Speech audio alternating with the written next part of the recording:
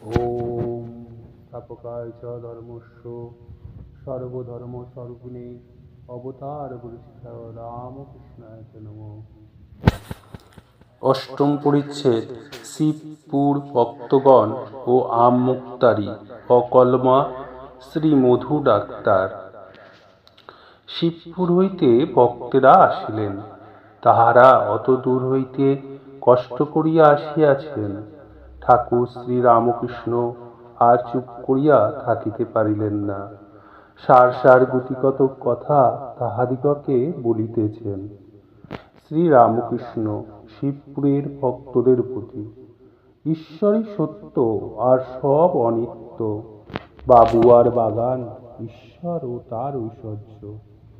লোকে বাগানই দেখে, বাবুকে চায় কজনে। ভক্ত: আজ্ঞা, উপায় কি? শ্রী রামকৃষ্ণ: সদা সদ বিচার, তিনি সত্য আর সব অনিত্য, এইটি সর্বদা বিচার। ব্যাকুল হয়ে ডাকা। ভক্ত: আজ্ঞে, সময় কই? শ্রী রামকৃষ্ণ: যাদের সময় আছে তারা ধ্যান ভজন করবে, যারা একান্ত পারবে না তারা দুবেলা খুব দুটো করে প্রণাম করবে। তিনি তো অন্তর্যামী, বুঝছেন যে এরা কি করে। অনেক কাজ করতে হয়, তোমাদের ডাকবার সময় নাই। তাকে আমমুক্তারি বকলমা দাও, কিন্তু তাকে লাভ না করলে, তাকে দর্শন না করলে কিছুই হলো না। একজন ভক্ত: আজ্ঞা, আপনাকে দেখাও যা, ঈশ্বরকে দেখাও তা। শ্রী রামকৃষ্ণ: ও কথা আর বলো না। গঙ্গারই ঢেউ, ঢেউয়ের সঙ্গে কিছু গঙ্গা নয়। আমি এত বড় লোক, আমি অমুক, এইসব অহংকার না গেলে তাকে পাওয়া যায় না। আমি ঢিপিকে ভক্তির জলে ভিজিয়ে সমভূমি করে ফেলো। কেন সংসার, ভোগান্তে ব্যাকুলতা, ঐশ্বর লাভ। ভক্ত: সংসারে কেন তিনি রেখেছেন? শ্রী রামকৃষ্ণ: সৃষ্টির জন্য রেখেছেন। তার ইচ্ছা, তার মায়া, কামিনী কাঞ্চন দিয়ে তিনি ভুলিয়ে রেখেছেন। ভক্ত: কেন ভুলিয়ে রেখেছেন? কেন তার ইচ্ছা?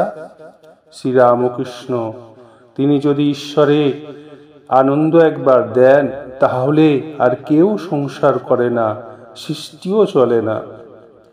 চালের আড়তে বড় বড় ঠেকের ভিতরে চাল থাকে, পাছে ইঁদুরগুলো ওই চালের সন্ধান পায়।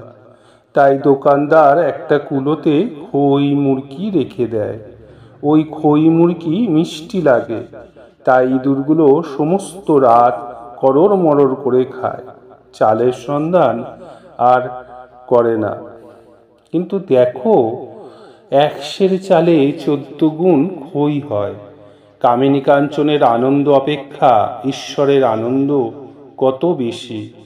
তার রূপ চিন্তা করলে রম্ভা তিলোত্তমার রূপ চিতার ভস্য বলে বোধ হয়। ভক্ত: তাকে লাভ করবার জন্য ব্যাকুলতা কেন হয় না?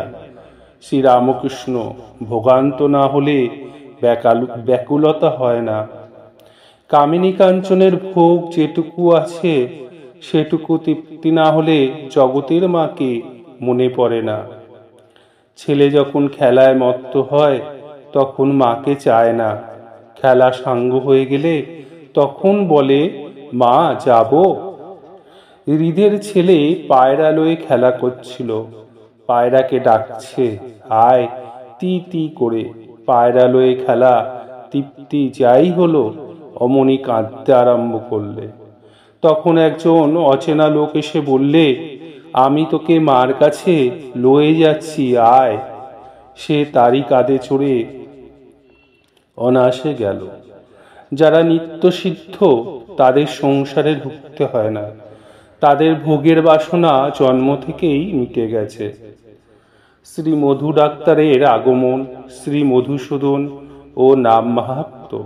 5টা বাজিয়াছে, মধু ডাক্তার আসিয়াছেন।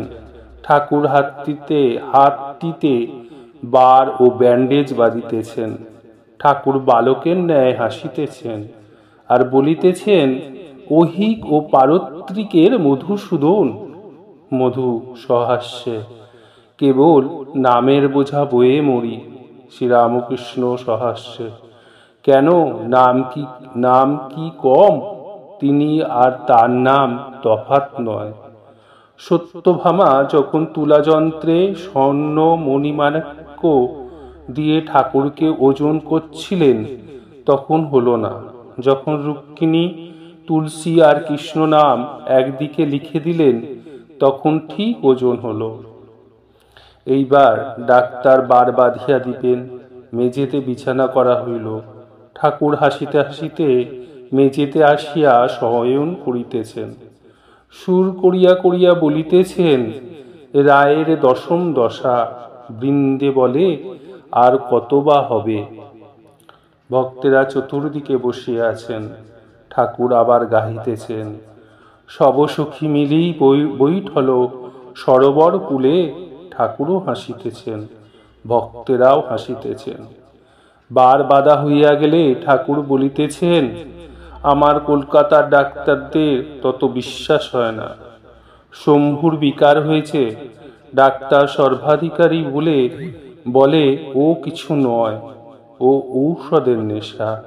তারপরেই শম্ভুর দেহত্যাগ হলো।